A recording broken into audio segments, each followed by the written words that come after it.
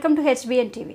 అకాల వర్షాల కారణంగా దెబ్బతిన్న పంటల వివరాలను సేకరిస్తున్నామని, పంట నష్టపోయిన రైతులకు నష్టపరిహారం అందేలా చర్యలు తీసుకుంటున్నామని జిల్లా కలెక్టర్ దివాకర్ టీఎస్ అన్నారు. మంగళవారం మంగపేట మండలం నరసింహసాగర్ గ్రామంలో అకాల వడగళ్ల వాన కారణంగా దెబ్బతిన్న పంటలను అదనపు కలెక్టర్ రెవెన్యూ సిహెచ్ మహేందర్ జీతో కలిసి పరిశీలించారు. అనంతరం కలెక్టర్ రైతులతో మాట్లాడుతూ నష్టపరిహారం అందే విషయంలో రైతులు ఎవరు ఆందోళన చెందవద్దని, దెబ్బతిన్న పంటల వివరాలను సేకరించి వెంటనే తమకు అందజేయాలని సంబంధిత వ్యవసాయ అధికారులను ఆదేశించారు.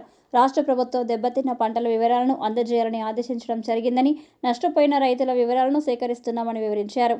అనంతరం మల్లూరులోని శ్రీ హేమాచల లక్ష్మీ నరసింహస్వామి దేవాలయంలో కలెక్టర్ సందర్శించి మే నెలలో జరగనున్న బ్రహ్మోత్సవాలకు కావలసిన ఏర్పాట్లపై సంబంధిత అధికారులతో కలెక్టర్ సమీక్షించారు.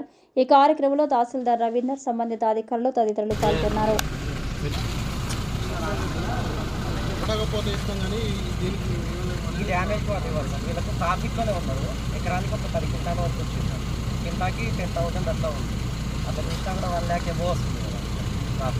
ట్రాఫిక్ అంతా మీరు లాస్ అయిపోయినా కదా వాళ్ళు పట్టుకోవాలి. పూర్తి డ్యామేజ్ అయితే నాయిస్ మనమైతే సపోర్ట్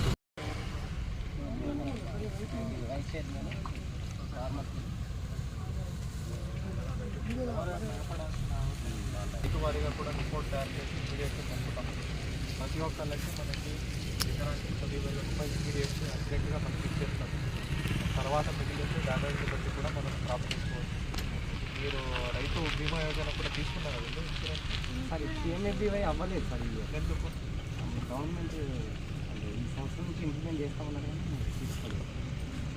అది కొంతమందికి కట్ అయినాయి సార్. లోన్ తీసుకున్న వాళ్ళకి ఏపీజీ బ్యాంక్లో ప్రీమియం ఆటోమేటిక్గా అది 20 రూపాయలు 25 రూపాయలు ఉంటుంది. ఇష్యూనే కాదు, మాకు లోన్లలో కట్ చేస్తాం.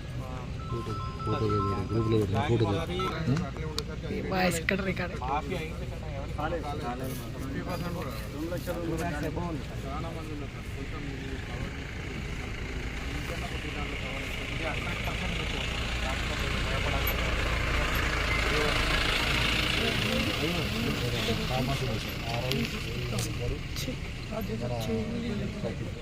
పోతే పొద్దున్న రాత్రి తిరిగి కథం చేయాలి. అర్థమైనా పొద్దున్న అర్లీ మార్నింగ్ 7కి స్టార్ట్ చేయాలి.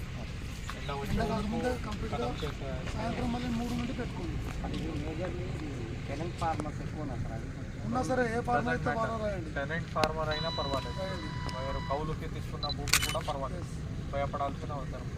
రిపోర్ట్ మీరు పంపండి. ఒకటే రైతు 17 ఎకరాలు